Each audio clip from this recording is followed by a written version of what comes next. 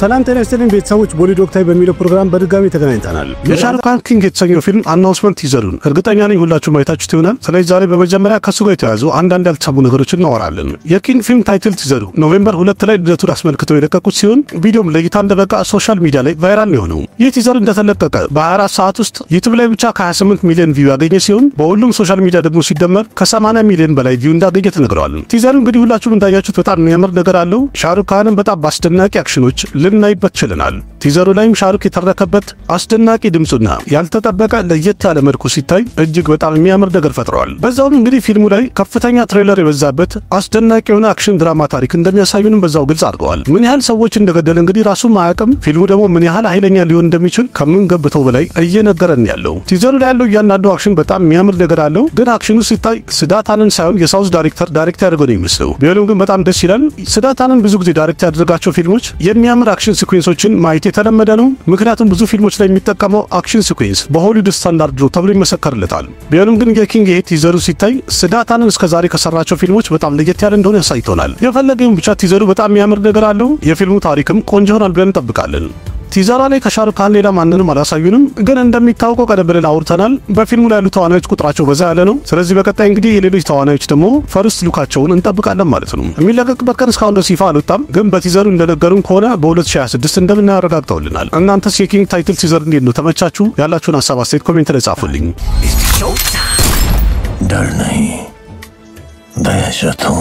ሌላኛው ዜና አሊያ ባትና ሰርቨሪ ባጋ የሚሰሩበት አልፋ የተሰኘው ፊልም የሚለቀቅበት ቀን ተቀይሯል ተብሏል። ይህ አልፋ የተሰኘው ፊልም በዚህ ዓመት ዲሴምበር 25 ለእይታ ይበቃል ተብሎ ነበረ። ግን ፊልሙ ፖስት ፕሮዳክሽን ስራውን አልጨርስም ስለተባለ በመጨረሻም አፕሪል 2026 ይለቀቃል ብለዋል። እንደሚታወሰው አሁን ቀደም ብሎ አንድ መረጃ ወጥቶ ነበረ። የስፓይ ዩኒቨርሱ ክሬተር የሆነው አዲስ ቾብራ አልፋ የተሰኘው ፊልም ላይ ፐታን ሆኖ ሻሩክ ካን በካሚዮን እንዲገባ እያናገረው ነው ተብሎ ነበር። አሁን በወጣ መረጃ እንግዲህ 90% የተረጋገጠ ነው። ግን ተቀርጿል አልተቀረጸም የሚለው የተረጋገጠ ነገር የለውም። በእርግጥ በፊልሙ ላይ ፐታን ይገባል ከተባለ በኋላ ሻሩክ ካን የኪንግ ፊልም ቀረጻን ከጨረሰ በኋላ የፐታንን ካሚዮ ይቀርጻል ተብሎ ነበር።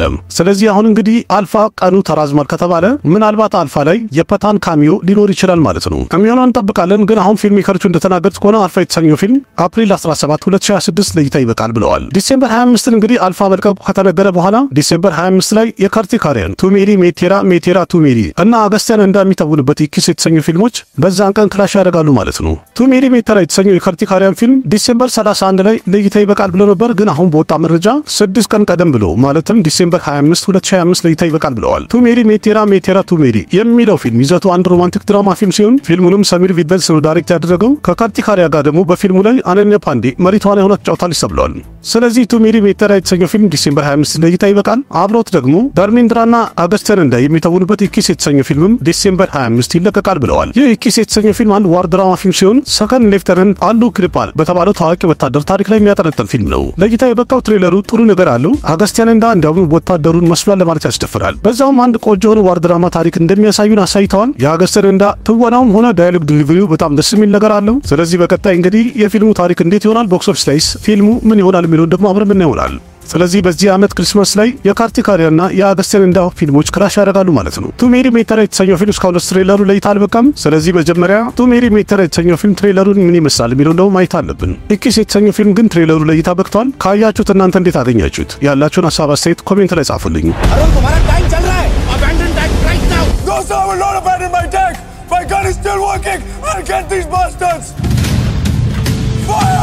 ለክሽማን ሪከርድ ዳይሬክት ያደርገዋል የተባለው ሽረዳ ካፑር የምትተውንበት ፊልም ቀረጻ ተጀምሯል ተብሏል። የፊልሙ ርዕስም ኢታ ይሆናል የተባለ ሲሆን በፊልሙ ላይም ሽረዳ ካፑር የድራማ ተዋናይዋ ጊታ ባይን ሆና ትጫወታለች ማለት ነው። ጊታን ብዙ ጊዜ ሰዎች በፍቅር ኢታ ብለው ይጠራት ነበረ። በዛም የተነሳ የፊልሙ ርዕስ ኢታ ሊሆን ችሏል። ይኸው እዚህ ጋር ክላፕ ቦርድ ላይ የፊልሙን ርዕስ ማየት ትችላላችሁ። የኢታ ፊልም ታሪክ በጣም ኢሞሽናል ይሆናል ተብሎ ይጠበቃል ያለው። ምክንያቱም በፊልሙ ላይ ምን አይነት ሴት ነው የሚያሳዩን? ገና በ4 ዓመት ዕድሜዋ ስቴጅ ላይ እንድትጨፍር ወይም እንድትደንስ የተገደደች ሴትን። ስለዚህ ፊልሙ አንድ ባዮፒክ ይዘት ያለው ሲሆን በጊታ ባይ ታሪክ ላይ የሚያጠነጥን ነው ፊልሙ። ስለዚህ በፊልሙ ላይ ሽረዳ ካፑር የጊታ ባይን ካራክተር ትጫወታለች ማለት ነው። ከአሁኑ ቀና ቀረጻው ከጀመረ የሽረዳ ካፑር ኢታ የተሰኘው ፊልም እስከ 2026 አጋማሽ ለእይታ ይበቃል ተብሎ ይጠበቃል። በ2024 ለእይታ የበቃው ስትሪት የተሰኘው ፊልም ቦክስ ኦፊስ ላይ ምርጥ ገንዘብ ሰብስቦ ነበረ። ስለዚህ በቀጣይ ለእይታ የሚበቃው የሽረዳ ካፑር ኢታ የተሰኘው ፊልም ቦክስ ኦፊስ ላይ እንዴት ይሆናል የሚለውን ደግሞ አብረን ምን ይሆናል። በታሚል ሲኒማ በጣም ታዋቂ የሆነው ቀጣይነት ያለው ሆረር ፊልም ዲሞንታ ኮሎኒ የተባለው ፊልም 3ኛው ክፍሉን ቀረጻ ጨርሷል ተብሏል። ዲሞንታ ኮሎኒ 3ኛው ክፍል አዴቭ ገናን ሙቱ የተባለው ዳይሬክተር ዳይሬክት ያደረገው ሲሆን ሲሆን የቀደሙትን ሁለት ክፍሎችንም ዳይሬክት ያደረገው ራሱ ነበር። ዴሞንቲ ከነን የመጀመሪያ ክፍል 2015 ላይ፣ ሁለተኛው ክፍል ደግሞ 2024 ላይ ለእይታ በቅቶ ነበረ። ተመልካቹን ሁለቱም ፊልሞችን ወደው ነው ያያቸው። ስለዚህ አሁን ዳይሬክተሩ ሶስተኛውን ክፍል በድጋሚ ይዞ ይመጣ ነው ያለው። በሶስተኛው ክፍል ላይም አሩን ኒቲ መሪ ተዋናይ ይሆንበታል ተብሏል። ስለዚህ ከአሁኑ ቀረጻው እንዳለቀ ከተናገሩ ጣጣውን ጨርሶ 2026 መጀመሪያ ላይ ለእይታ ይበቃል ተብሎ ይጠበቃል። ቀደም ያሉትን ሁለቱም ክፍሎች እናንተ አይታችሁ ነበር እንዴ? ካያችሁት ያላችሁን ሀሳብ አስተያየት ኮሜንት ላይ ጻፉልኝ። የደኑሽ ቀጣይ 55ኛ ፊልሙ ላይ ፑጃ ሄግዴ እንደፈረመች ተነግሯል። ማለትም በፊልሙ ላይ ከደኑሽ ጋር ሴት መሪ ተዋናይ ሆና ትታያለች ማለት ነው። ዲ55 አንድ ኢሞሽናል ድራማ ፊልም ይሆናል የተባለ ሲሆን ታሪኩም በእነዛ ሰዎች ላይ የሚያጠነጥነው ማህበረሰቡ ብዙ ጊዜ እንዳላየ የሚገፋቸውን ግለሰቦች ታሪክ ያነሳል የተባለ ፊልም ሆኗል። ደኑሽ እንደሚታወቀው ናቹራል የሆነ ትወናው በጣም ይደነቅለታልም ይታወቅበታል። ስለዚህ እንደኔ እንግዲህ ይሄ ካራክተር በሱ ላይ ያምርበታል ብይላለሁ። ቀደም ብሎም ኩቤር የተሰኘው ፊልም ላይ ለማኝ ሆኖ ተውኖ ነበር። በፊልሙ ላይም ድንቅ ትወናውን አሳይቶ ነበር። ስለዚህ 55ኛ ፊልሙን ራጅኩማር ትራሳሚ ዳይሬክት የሚያደርገው ሲሆን ዳይሬክተሩም በ2024 ብላክባስተር የሆነው አምራድ የተሰኘውን ፊልም ዳይሬክት አድርጎ ነበር። ስለዚህ ዲ55 ቀረጻውን 2026 መጀመሪያ ላይ ይጀምራል የተባለ ሲሆን እስከ 2026 መጨረሻም ለእይታ ይበቃል ተብሎ የሚጠበቅ ፊልም ነው። አሁን በቅርቡ ለእይታ የበቃው ፐርዲፕ ርምራታን የተወነበት ዲድ የተሰኘው ፊልም በኦቲቲ ወይም በጥራት የሚለቀቅበት ቀን ይፋ ሆኗል። ዲድ የተሰኘው ፊልም ኦክቶበር 17 ነበር ለእይታ የበቃው። የፊልሙ በጀትም 35 ካሮር ሲሆን ፊልሙን በዓለም አቀፍ ደረጃ ከ100 ካሮር በላይ ማስገባት ችሎ ነበር። የፊልሙ ይዘት ያው ኮሜዲ ድራማ ፊልም ነው። ስለዚህ አሁን ከሲኒማ ስለወረደ ከኖቬምበር 14 ጀምሮ ኔትፍሊክስ ላይ ለእይታ ይበቃል ተብሏል። ቦክስ ኦፊስ ላይ ስላለ ፊልሞች መለስ ብለን ስናይ ረቪቴጃ ሌላ አንድ ፊልሙን ቦክስ ኦፊስ ላይ ፍሎፕ ሆኖበታል። ኦክቶበር 31 ለእይታ የበቃው ማስ ጃፍራ የተሰኘው ፊልም ህንድ ቦክስ ኦፊስ ላይ 3 ካሮር አካባቢ ኦፕኒንግ ዴይ ጀምሮ ነበር አንድ ብሎ የመጀመሪያው ዊኬንዱ ላይ 10 ካሮር አካባቢ በህንድ ውስጥ ማስገባት ችሏል። በእርግጥ ምን ያህል እንዳስገባ ፊልም የኮረቹ ኦፊሻሊ አልተናገሩም የተባለ ነው። ግን አንዳንድ ሚዲያ ላይ የወጡ ሪፖርቶች እንደሚያሳዩት ፊልሙ 15 ካሮር አካባቢ በዓለም አቀፍ ደረጃ አስገብቷል ተብሏል። ግን የሚያሳዝነው የፊልሙ በጀት 90 ካሮር እንደሆነ ተናግረዋል። ስለዚህ የመጀመሪያው ዊኬንዱ ላይ በህንድ ቦክስ ኦፊስ 10 ካሮር አካባቢ ብቻ መሰብሰቡ ትንሽ ገንዘብ ነው። የመጀመሪያው ዊኬንድ ላይ ያስገባው ኮሌክሽን ሲታይ ወይም ደግሞ የሰበሰበው ገንዘብ ፊልሙ ላይ ታይሙን ሲጨርስ እንኳን 30 እና 40 ካሮር መድረስ የሚከብደው ይመስላል። ግን በላይ ረቪቴጃ ይሄ 5ኛ ፊልሙ መሆኑ ነው ቦክስ ኦፊስ ላይ ፍሎፕ የሆነበት። ረቪቴጃም እንግዲህ ካምባክ ለማድረግ ለረጅም ጊዜ የታገለ ነው። አድናቂዎቹ የጠበቁ ነው ያሉት። ግን አሁን ባለው ሁኔታ ሲታይ ካምባክ ለማድረግ እንግዲህ ረጅም ጊዜ ይፈጅበታል መሰለኝ። ስለዚህ ከማስ ጃፍራ በኋላ ደግሞ በቀጣይ ረቪቴጃ የትኛውን ፊልም ይሰራል የሚለው ደግሞ አብረን ይሆናል። ባሁበሊ ክፍል 1 እና ክፍል 2ቱን መርጅ በማድረግ ወይም ሁለቱን አንድ በማድረግ ዘይፒክ ተብሎ ለእይታ የበቃው ይህ ፊልም የመጀመሪያ ዊኬንዱ ላይ ምርጥ ገንዘብ መሰብሰብ ችሏል። ባሁበሊ ዘይፒክ ተብሎ የተለቀቀው ፊልም ኦፕኒንግ ዴይ ላይ 10 ካሮር አካባቢ ሰብስቦ የጀመረ ሲሆን በህንድ ውስጥ የመጀመሪያ ዊኬንዱ ላይ በህንድ ቦክስ ኦፊስ 24 ካሮር ኔት መሰብሰብ ችሏል። በዓለም አቀፍ ደረጃ ደግሞ ፊልሙ 40 ካሮር አካባቢ እንደሰበሰበ ተነግሯል። ስለዚህ ባሁበሊ ዘይፒክ ብለው የለቀቁት ፊልም የመጀመሪያ ዊኬንዱ ላይ ቆንጆ ገንዘብ መሰብሰብ ችሏል። ስለዚህ የመጀመሪያ ሳምንቱ ላይ ደግሞ ምን ያህል ያስገባል የሚለውን አብረን ምን ይሆናል። እናንተስ ባሁበሊ ዘይፒክን አያችሁት እንዴ? ያላችሁን ሀሳብ አስተያየት ኮሜንት ላይ ጻፉልኝ። ስለ ሰልማን ካን እናወራለን። ምክንያቱም አሁን በወጣ መረጃ እንደተባለው ከሆነ ሰልማን ካንና ባምሲ ፔድፐሊ የተባለው ዳይሬክተር አንድ ፋሚሊ አክሽን ድራማ ፊልም አብረው ለመስራት እየተነጋገሩ እንዳሉና ፕሮዲውሰር ዲራጁን ፊልሙን ፕሮዲውስ ያደርገዋል ተብሏል።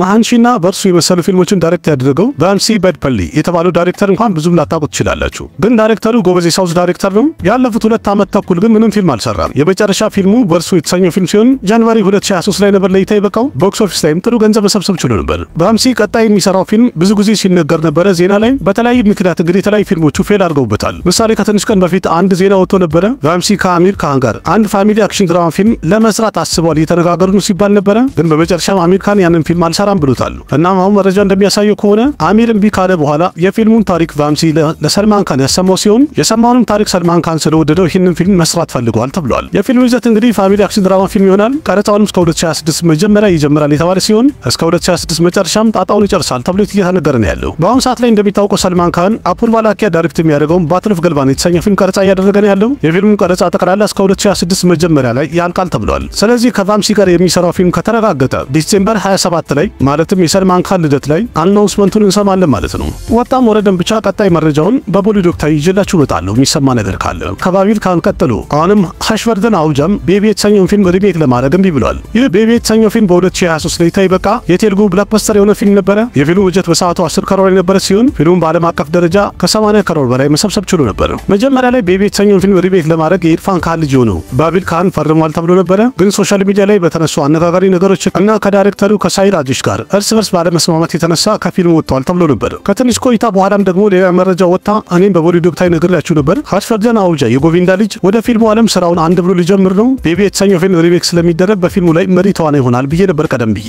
ቀረጻም እንግዲህ ከትንሽ ቀን በኋላ ይጀምራል የተባለ ሲጠበቅ የቤቢ ፊልም ሪሜክን ሀሽቨርደን አውጃም አልሰራም ብሎ ወጥቷል። በእርግጥ ኦሪጂናሉ ቤቢ የተሰኘው ፊልም ጥሩ ፊልም ነበረ። ግን በአሁኑ ሰዓት ላይ እንደሚታወቀው ሪሜክ የሆነ ፊልም እየሸቀለ አይደለም፣ ተቀባይነቱ የወረደ ነው። ስለዚህ ቤቢ የተሰኘው ፊልም በማንም አክተር ቢሰራ ሂንዲ ቦክስ ኦፊስ ላይ አቀባበሉ የወረደ እንደሚሆን ምንም ጥርጥር የለውም። ሀሽፈርደን አሁጃ እንግዲህ ፊልሙን አልሰራም ስላለ በድጋሚ ሼልፍ ሆኗል ፊልሙ ማለት ነው። በቀጣይ ደግሞ የሚሉልን አብረን እንሰማለን። የበረንደወንም በቀጣይ ከሚወጡ ፊልሞች ማለት አንዱ የሆነው ሄ ጀዋኒ ቶ ኢሽቅ ሆነ ሃይ የተሰኘው ፊልም የሚለቀቅበት ቀን ይፋ ሆኗል። ሄ ጀዋኒ ቶ ኢሽቅ ሆነ ሃይ ኮሜዲ ድራማ ፊልም ሲሆን ፊልሙንም የበረንደወን አባት ዴቪድ ደቨን ነው ዳይሬክት ያደረገው። ዴቪድ ደቨን የበረንደወንን እስካሁን ድረስ 3 ፊልሞችን ዳይሬክት ያደረገ ሲሆን ከነዛ መሀልም ሜቴራ ሂሮና ጁልዋቱ ቦክስ ኦፊስ ላይ ሂት ሆነውለታል። ግን ኩሊ ነምበር 1 የተሰኘው ፊልም በእርግጥ ፕራይም ቪዲዮ ላይ ነው የተለቀቀው፣ ብዙም አልተወደደም ነበር። ስለዚህ እንግዲህ አባትና ልጅ ተጣምረው አራተኛ ፊልም ይዘው እየመጡ ነው ያሉት። ዴቪድ ደቨንም ደግሞ ስለ ፊልሙ ያለው በዚህኛው ፊልም ላይ እጅግ በጣም ለየት ያለ ፍቅርና ኮሜዲ የቀላቀለ ቆንጆ ፊልም ታያላችሁ ብለዋል። ግን ዋናው ነገር ቀደም ብለው የሰሯቸው 3ቱም ፊልሞች ሪሜክ ነበሩ። ስለዚህ ይሄም ሪሜክ ነው ወይስ ደግሞ እውነትም የፊልሙ ታሪክ ለየት ያለ ነው? ቀረጻው እንግዲህ አሁን እንደሚጠናቀቅ ተነግሯል። ስለዚህ በዛው ማናውንስ እንዳደረጉት ፊልሙ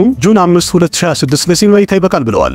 ከሶኒ ዶል ጋር የሰራው ቦርደር ቱ የተሰኘው ፊልም ጃንዋሪ 22 2026 ለእይታ ይበቃል ተብሏል። እናም አሁን እንደተነገረው ሄ ጀዋኒ ቶ ኢሽቅ ሆነ ሃይ የተሰኘው ፊልም ጁን 5 2026 ለእይታ ይበቃል ማለት ነው። ስለዚህ እንግዲህ በረንደወን በቀጣይ የሚወጡ ሌሎች ፊልሞቹ ቦክስ ኦፊስ ላይ እንዴት ይሆናል የሚለውን አብረን ይሆናል። ለክሻን አልቫኒና አነነ ፓንዲ የሚሰሩበት ቻንድ ሜራድል የተሰኘው ፊልም የሚለቀቅበት ቀን ይፋ ሆኗል። ለክሻን አልቫኒን እንኳን ሁላችሁም ታውቁታላችሁ። ኪልና ባድስ ኦፍ ቦሊውድ የመሳሰሉ ፊልሞችን በመስራት ብዙ አድናቂና ተመልካች ማግኘት ችሏል። ይህ ቻንድ ሜራድል የተሰኘው ፊልም ቀረጻውን 2024 ላይ እንደጀመረ የተነገረ ሲሆን በዛ ሰዓትም አንድ ፖስተር ለእይታ በቅቶ ነበር። ለክሻን አልቫኒና አነነ ፓንዲ በደንብ አይተናቸው ነበር። ቆንጆ የፍቅር ፊልም ይሆናል ተብሎ ሲጠበቅ ነበር። ግን በመሃል ባልታወቀ ምክንያት የፊልሙ ቀረጻ እንደተቋረጠና ፊልሙም ሼልፍ ሆኗል ተብሎ ሲጠበቅ ነበር። ግን አሁን በወጣ መረጃ የፊልሙ ቀረጻ አብቅቷል ወይም ጨርሰናል ብለዋል። እና አሁን አናውንስ እንዳደረጉት ከሆነ አፕሪል 10 2026 ለእይታ ይበቃል ብለዋል ፊልሙ። ይህ እንግዲህ ከኪል ፊልም በኋላ ለክሻ ሁለተኛ የሲኒማ ፊልሙ ነው። ፊልሙን ቦክስ ኦፊስ ላይ እንዴት ይሆናል የሚለው አብረን ይሆናል። ሌላኛው ዜና ቻያን 63 ወይም የቢክረም 63ኛ ፊልሙ ዳይሬክተሩ ተቀይሯል ተብሏል። የቢክረም የ63ኛ ፊልሙን የማንዴላና የማቬረን ፊልም ዳይሬክተር የሆነው ሜዶን አሽቪን ዳይሬክት ያደርገዋል ተብሎ ነበረ። ግን አሁን እሱ ተቀይሮ አዲስ ዳይሬክተር ቦዲ ራጅኩማር ዳይሬክት ያደርገዋል ብለዋል። መረጃው ጨምሮ እንደሚያሳየው ከሆነ ዳይሬክተሩ ቦዲ ራጅኩማር ሂስትሪ ቴሊንጉ ቢክረም በጣም ስለተመቸውና ስለወደደው ነሬት እንዳደረገለትም በፍጥነት ፊልሙን ለመፈረም መወሰኑ ተነግሯል። ይህ ማለት የቢክረም ቀጣይ ፊልሙን ቦዲ ራጅኩማር የተባለ ዳይሬክተር ነው ዳይሬክት የሚያደርገው። የፊልሙ ቀረጻም እንግዲህ በቀጣይ ጥቂት ጊዜያት ውስጥ ይጀምራል ማለት ነው። እንደተነገረው ከሆነ ፊልሙም አንድ አክሽን ፊልም ይሆናል የተባለ ሲሆን በፊልሙ ላይም ኢንቴንስ የሆነ ቆንጆ አክሽን ድራማ ታሪክ ይታይበታል ተብሏል። ስለዚህ በቀጣይ ጥቂት ጊዜያት ውስጥ የፊልሙ ቀረጻ ይጀምራል የተባለ ሲሆን ያም ማለት እንግዲህ ካለቀ እስከ 2026 ፊልሙን እናየዋለን ማለት ነው። ግድግዳ ላይና በፍሬም ያሉ ስዕሎች ሲሸጡ እኛ ብዙ ጊዜ አይተናል። ግን ይህ በህይወት ያለ ሰው ጀርባው ላይ የተሳለውን ስዕል እንዴት ነው የሸጠው? ይህንንስ ጀርባውን የገዛው ሰው በምን አይነት ሁኔታ ወደ ቤቱ ይዞት ሄደ? አሜሪካ ውስጥ ያለው ዴዝ ቫሊ የሚባለው ቦታ ላይ ራሱ የሚንቀሳቀሰውን ድንጋይ ብንን፣ እንዲሁም ታይላንድ ውስጥ ያለው ሚኮንግ ሪቨር የሚባለው ቦታ ላይ የሚወነጨፉት የእሳት ኳሶች፣ እነዚህ ሁሉ ነገሮች ከጀርባቸው ምንድነው ምክንያታቸው? የእነዚህ ነገሮች ሚስጥር ለማወቅ ሳይንቲስቶችም ሆነ ኤክስፐርቶች እንቅልፍ እስከ ማጣት ድረስ ያደረሰ ነው። የኤፍቢአይ ኦፊሰሮች ይህን ነገር አይተው ነው በጣም የደነገጡትና የተረበሹት። እዛ እስር ቤት ውስጥ አንድ እስረኛ በነጻነት ቢለቀቅና እንደፈለገ ይንቀሳቀስ ቢባል እንኳን ማንም ሊያመልጥ አይችልም ተብሎ የሚመሰከርለት እስር ቤት ግን እዛ ያሉ ጋርዶች ካፍንጫቸው ስር 3 እስረኞች እንዴት ብሎ ሊያመልጡ ቻሉ? በጣም የሚያስደንቀው ነገር ካመለጡ በኋላ ለ10 ሰዓት ያህል እንኳን የእስር ቤቱ ጠባቂዎች ወይም ጋርዶቹ ምንም አይነት ፍንጭ እንኳን አላገኙም ነበር። ለዛሬ የምናወራው እንግዲህ ምን አይነት ጄል ብሬክ ነው? ያለፉት 60 ዓመታት ነገሩ ግራ አጋብቶ ብቻ ሳይሆን በአሁን ሰዓት ላይ እንዲያውም ለዓለም ሚስጥር ሆኖ የቀረ ጉዳይ ሆኗል። ዓለም ድንቅ ናት በሚለው ቪዲዮ በድጋሚ ተገናኝተናል። በዚህ ዩቲዩብ ቻናል ላይ የምታደርጉልኝ ድጋፍና ትብብር በጣም አመሰግናለሁኝ። አሪፍ እየቀጠለ ነው ያለው። ግን ሌላም አንድ ቻናል አለኝ፣ ዓለም ድንቅ ናት የተሰኘ ምርጥ የሆኑ አስደናቂ ቪዲዮዎችና አስተማሪ ቪዲዮዎችን ማቀርብበት ሁለተኛ ቻናል ስላለኝ እንደተለመደው እዚህ ላይ ጠፋ በሚል ሰዓት ላይ እዛ ላይ ገብታችሁ ላይክ እና ኮሜንት እንዲሁም ሰብስክራይብ በማድረግ ለጓደኞቻችሁ ሼር በማድረግ እንድትተባበሩኝ በአክብሮት እጠይቃለሁኝ። አሪፍ ነገር ታገኛላችሁ፣ በጣም ትማሩበታላችሁ፣ ዘና ፈታ ትሉበታላችሁ፣ ትደነቁበታላችሁ። ቆንጆ ቪዲዮዎችን አቀርባለሁኝ። እዛ ላይም ድጋፍ እንድታደርጉልኝ ጥሪ አቀርባለሁ። አመሰግናለሁ። ይህን ይመስላል። ከመቻችሁ አሪፍ ነው። ያላችሁን ሀሳብ አስተያየት ኮሜንት ላይ አስቀምጡ። ቪዲዮ ላይክ አድርጉ፣ ለጓደኞቻችሁ ሼር አድርጉ። ለቤቱ አዲስ ሆናችሁ እንደዚህ ከህንድ ሲኒማ ጋር የተያዙ በጣም ብዙ መረጃዎችን ወሬዎችን እንቀባበላለን። ቤተሰብ ሁኑ። አቅራቢያችሁ ቃሲም መካ ነበርኩ። በሌላ ቪዲዮ በድጋሚ እስከምንገናኝ ደህና ሁኑ። ባይ። እኔ አማርኛ መናገሪያ ይግረማችሁ ይልቅ ይህን ቻናል ሰብስክራይብ ብታረጉ የበለጠ አዳዲስና ምርጥ ስለምታገኙ ቻናሉን ሰብስክራይብ በማድረግ ቤተሰብ እንድትሆኑ በአክብሮት እንጠይቃለን። ना जाने कैसा एहसास है बुझती नहीं है क्या प्यास है क्या नशा इस प्यार का मुझ पे सनम छाने लगा कोई न जाने क्यों चैन होता है क्या करूँ कुछ होता है, क्या करूँ हाय, कुछ कुछ होता है।